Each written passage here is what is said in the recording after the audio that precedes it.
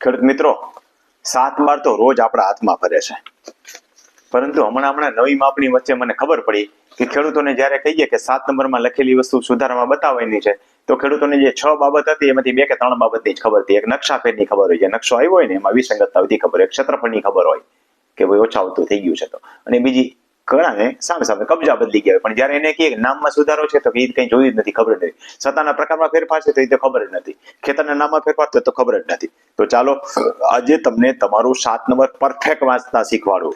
સામાન્ય બાબત તમે કહેશો મને આટલી ખબર જ છે, એટલી તો ખબર હોય, તમારું ગામ છે, તાલુકો છે, જિલ્લો છે, આટલું હોય, પણ આ સાઈડ જે છે તમારો બ્લોક છે, નવો જૂનો થયો હોય તો નવો બ્લોક અને જૂનો બ્લોક એમ બતાવેલો હોય, એટલે એટલી બાબતો ત્યાં સુધી તમને ખબર હોય. તમારું નામ ખાસ કરીને જૂનામાં નવામાં એક સરખું ચાલ્યું આવે છે, જોતું રહેવું જોઈએ. એકવાર કમ્પ્યુટરમાં એડ થઈ ગયા પછી ફરશે નહીં, પણ પ્રથમ વખત જ્યારે નામ દાખલ થાય છે ત્યારે મૂળ નામ સાથે મળે છે કે નહીં, કઈ ખુદ સુધારા વધારા છે કે નહીં, એની ભૂલ હોય તો એને સુધારવી પડશે.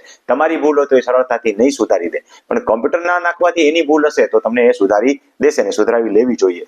સત્તાના પ્રકારનો ફેરફાર ખેડૂતને ખબર જ નથી.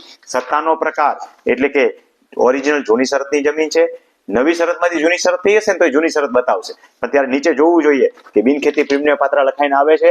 જો લખાઈને આવતું હોય તો એ નવી શરતની જમીનમાંથી જૂની શરતની થયેલી જમીન છે, એટલે કે ગધેડાને સિંહની ખાલ ઓઢાડેલી છે, એટલે એમાં કઈ ખામી નથી ગઈ ને, એ તમારે ખરેખર મેળવવું જોઈએ.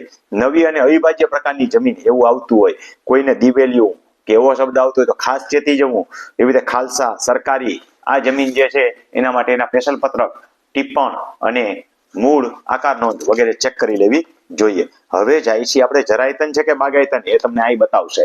એવી રીતે કુલ જમીન ક્ષેત્રફળ કેટલું છે એ બતાવશે, આકાર કેટલો છે એ બતાવશે, તથા ત્યાં ખાસ કરીને વિશેષ જોડી, હવે તો 0 જ આવશે, એ આવે છે કે નહીં બતાવશે. ત્યાં ખાસ કરીને પોત ખરાબો અને સરકારી ખરાબો એ અલગ ઇમેજ કરેલો હોય પછી ટોટલ મારેલો હોય. અહીંયા એ જ વસ્તુ અહીંયા રિપીટ આવશે. અહીંયા તમારા ખાતા નંબર આવશે, જે 8 નંબર ખાતામાં છે એ અહીં ટોટલ જમીન તમારી અહીં જે હશે ને બાયફર્ગેશન વાળી, એનો ટોટલ અહીંયા આવી જશે. મને કે પોત ખરાબો, સરકારી ખરાબો ને વાવા લાયક જમીનો, તો એનો ટોટલ જે હશે અહીં આવી જશે. અહીં ટોટલ આકાર જે હશે એની પાછો અહીં આકાર રિપીટ આવી જશે, આટલું રિપીટ થયું.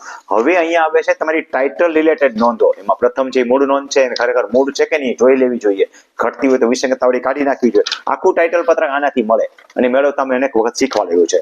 પછી અહીંયા સહભાગીદારો હોય તો એ બધાના નામ આપેલા હોય કે કેટલા જણા છો એ. એવી જ રીતે અન્ય હકો, બોજા નોંધો જે પડી હોય બધી અહીં બતાવશે. બોજામાં હલણની નોંધો હોય, કોઈની બોજા મુક્તિ કરવી, બધું અંદર ભેગું ક્રમશઃ આવે છે. એવી રીતે બિનખેતી પ્રીમિયમને પાત્ર થયેલા હોય, કોઈ કેસ ચાલેલા હોય તો એવું બધું પણ અહીં કઈ ફૂદડી મારેલી હોય તો ખાસ જોવી. એવી જ રીતે કઈ બોરો ગીચો કરેલો હોય તો અહીંયા હોય, માનો કે પાણી લેવાનો હક છે તો અહીંયા જુદો બતાવ્યો હોય, એ બધું અહીંયા બતાવેલું હોય. તો આ રીતે તમારું 7 નંબરને ખાસ તમે વાંચતા શીખો. ખાસ કરીને 135 ની નોટિસ પડે ત્યારે પણ ખાસ મેળવી લેવું જોઈએ.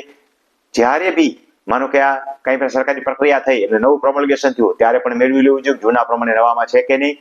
તો 7 નંબર તમારું ચોખ્ખું કેવી રીતે કરવું, 7 નંબરને કેવી રીતે વાંચવું એ મેં તમને શીખવાડ્યું. આમાંથી ઘણી બધી બાબતો તમને નવી પણ જાણવા મળશે. હું રમણીકભાઈ કોટડિયા તમને રેવન્યુ માર્ગદર્શનની અંદર આવા બધા કામ જાતે કરતા શીખવાડું છું. આ વિડીયોની અંદર આવી બધી કાયદાકીય માહિતીઓ અને પ્રેક્ટિકલ માહિતીઓ આપું છું. અને રમણીકભાઈ કોટડિયા ખેડૂત માર્ગદર્શનની અંદર ખેડૂતો સાથે થયેલી વાતચીત બીજા વ્યક્તિઓ સાંભળે અને સમજે અને પોતાને એમાંથી ઉપયોગી થાય એવી માહિતી આપું છું. કાંઈ જાજુ કરવાનું નથી. કોઈ ખેડૂત મિત્ર તમારા ઓળખીતા હોય તેને કહેવાનું કે યુટ્યુબની અંદર જઈને રમણીકભાઈ કોટડિયા લખ એટલે બધી માહિતી મળી જશે.